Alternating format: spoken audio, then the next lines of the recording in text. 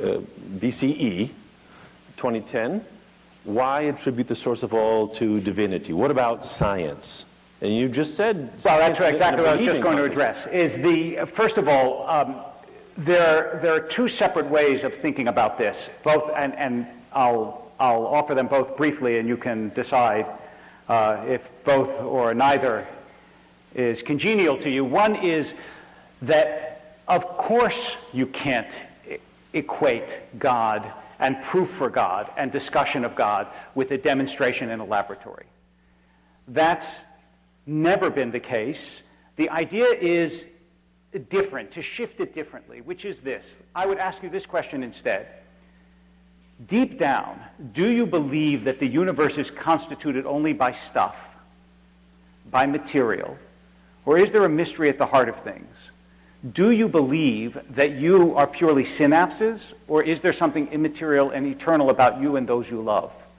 Do you believe that things like love are just an epiphenomena of the way evolution has put us all together, or do you think there is something that in the fact that immaterial things like ideas and love and consciousness have such a profound influence on our lives that leads you to believe that the intangible can be at least as real or more real than the tangible? If that way of looking at the world appeals to you or speaks to you, then you understand that Laplace, in order to explain how the heavens go, may not need the hypothesis of God, but that in order to explain why there is something rather than nothing, why there is a deeper meaning to life than stuff alone, that's something that speaks to you and lets you understand that God is real. That's part one. Wait.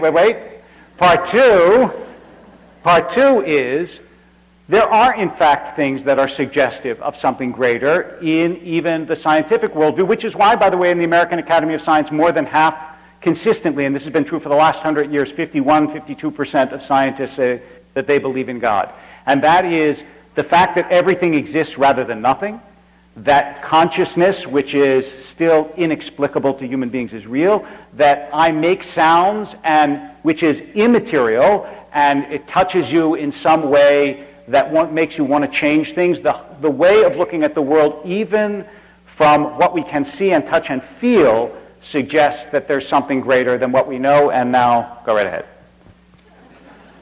I can't paraphrase him properly, but you really ought to get hold of, it's easy to find on Google, a lecture given by Lawrence Krauss, who I regard as the greatest living physicist.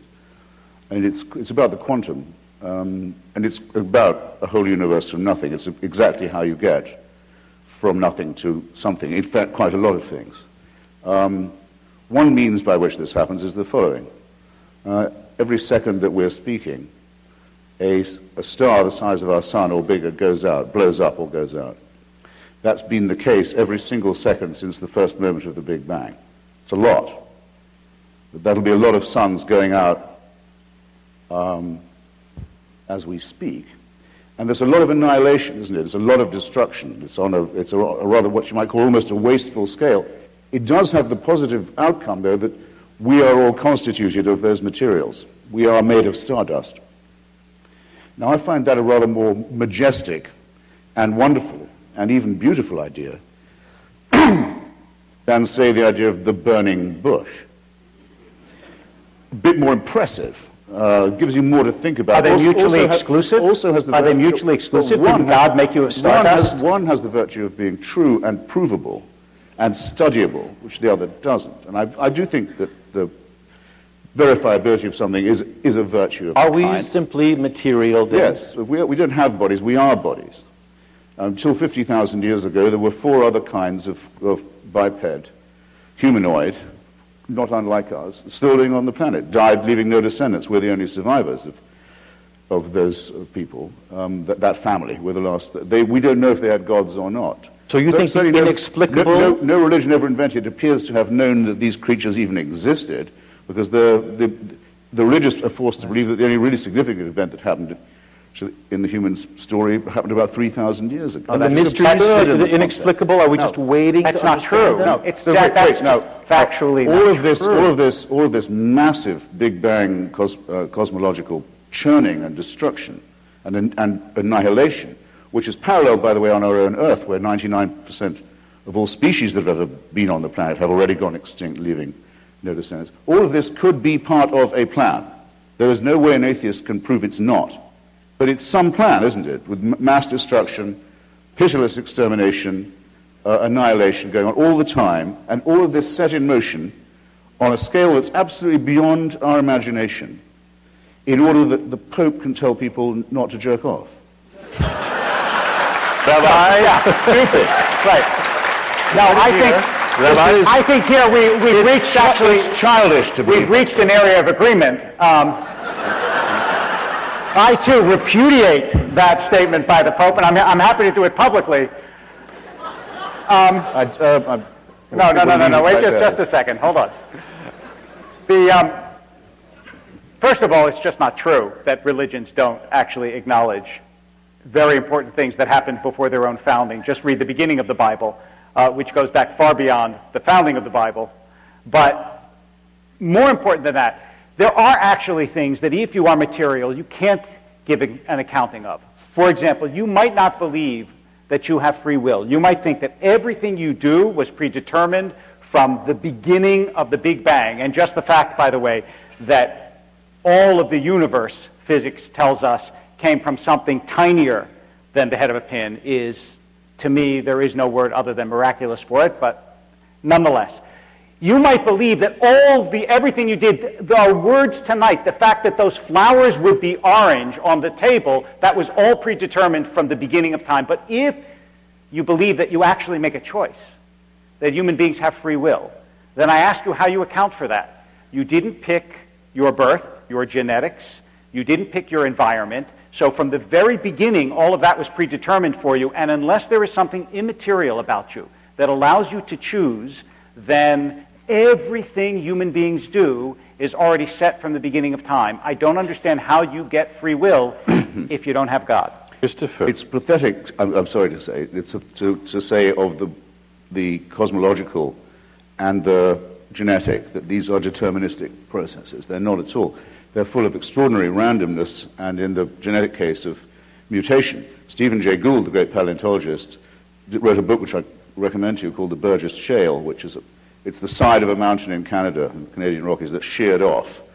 So you can see the inside of a mountain. You can see it as if you're looking at a blackboard, and you can see the growth and development of species, and you realize that it's not a tree. It's more like a bush. There are reverse branches that go off and don't go nowhere, and the others that succeed. And different kinds of failure and different kinds of mutation. His most exciting thought, most revolutionary thought, is this. If you could, so to speak, put all that onto a tape and rewind it, and then press play again, there's no certainty it would come out the same way. In fact, there's every reason to believe that it would not. So there's nothing predetermined, there's nothing deterministic about this at all. And thanks to your understanding of our genetics, which are also not predetermined because they're a result of random mutation and natural selection, as everyone now knows, and that's why we can have, sad to say for the kosher, but we can have skin transplants and organ transplants from pigs who are much closer to us than we used to think. We can also sequence the DNA of viruses and learn how to immunize ourselves from them. It works, in other words. But yes, it can be tampered with, it can be engineered, for good as well as for ill. There's nothing deterministic about it at all. It's much more exciting, it's much more interesting, it's much more rewarding, it's verifiable. And yes, there are elements of, I was trying to say, the miraculous, the awe-inspiring, the tragic, the majestic in this, that there simply are not in the incantations of Genesis, where the supposed authors claim to know the divinity, the creator, on personal terms. This is nonsense. It's for children. Rabbi? First of all, it is interesting. I mean, Stephen Gould, who was, by the way, very sympathetic to religion and wrote a book called Rocks of Ages, which I also recommend to you, where he said that religion and science don't overlap. They sure do. But one second. If you read his book on the Burgess Shale, he does say if you rewind, then you assume if you push play again, you would get a different result. And that's certainly true unless the result was intended. But more important than that, yes, there's randomness in the system. Nobody would argue that there isn't randomness in the system. But randomness isn't free will. Randomness is getting a result you don't expect. The question is, how do you get a directed choice, which isn't random? I choose right now to pick this glass up. Now, how did I make that choice? If I'm purely a product of my DNA and my environment, then it's not a choice. Then it was programmed in, then it's instinct. And the whole point that religions always made about instinct was that human beings can rise above it. Unlike animals, which are the same at age 2 as they are at age 10, as they are at age 15, a human being grows and changes and chooses. That's the basis of religious I have to say, to me, it doesn't seem a matter of religion that I can choose to pick up this class. That seems to me to be well within what could develop